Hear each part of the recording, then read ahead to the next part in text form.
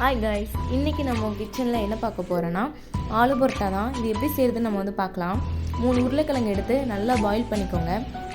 ஒரு பவுல் எடுத்து அதில் வந்து 2 கப் மைதா மாவு சேர்த்துக்கோங்க. நீங்கள் வேணும்னா நீங்கள் கோதுமை மாவு கூட சேர்த்துக்கலாம். இதில் வந்து கொஞ்சமாக உப்பு எடுத்து ஒரு சின்ன கிளாஸில் போட்டு நீங்கள் தண்ணி ஊற்றிக்கோங்க. தண்ணி ஊற்றி கரைச்சி ஊற்றிங்கன்னா உப்பு வந்து அங்கங்கே இருக்காது. அப்புறம் இந்த இதில் பார்த்தீங்கன்னா தேவையான அளவு தண்ணி ஆட் பண்ணிவிட்டு நல்லா கொஞ்சம் எண்ணெய் கொஞ்சம் விட்டு நல்லா பிசைஞ்சு எடுத்துக்கோங்க. நல்லா சாஃப்டாக இருக்கணும்.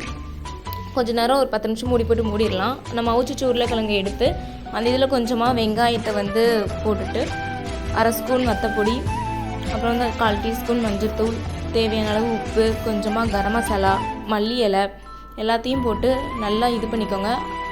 அப்புறம் நம்ம மாவு எடுத்து ஒரு நல்லா மாவு போட்டு நல்லா தேய்ச்சி விட்டு அதுக்குள்ளே வந்து உள்ளக்க வச்சுக்கோங்க. ஸ்டஃபிங் மாதிரி வச்சு அதை நல்லா தேய்ச்சி விட்டு இப்போ நீங்கள் வந்து அடுப்பை ஆன் பண்ணிவிட்டு நல்லா நமக்கு தேவையான தோசைக்கல்லில் வச்சுக்கோங்க. அந்த இதில் வந்து கொஞ்சம் எண்ணெய் விட்டு 2 சைடு திருப்பி போட்டு எடுத்துக்கோங்க. இப்படி எடுக்கல நல்லா 2 பக்கமும் வெந்திருக்கும். நல்லா சாஃப்டாக இருக்கும். இதுலேயே ஸ்டஃபிங் எல்லாமே இருக்கிறதுனால இதுக்கு அடிஷ்னலாக நம்ம வந்து வேறு குருமா எதுவும் நம்ம வைக்க வேண்டிய அவசியம் இல்லை. நல்லா சாஃப்டாகவும் இருக்கும்.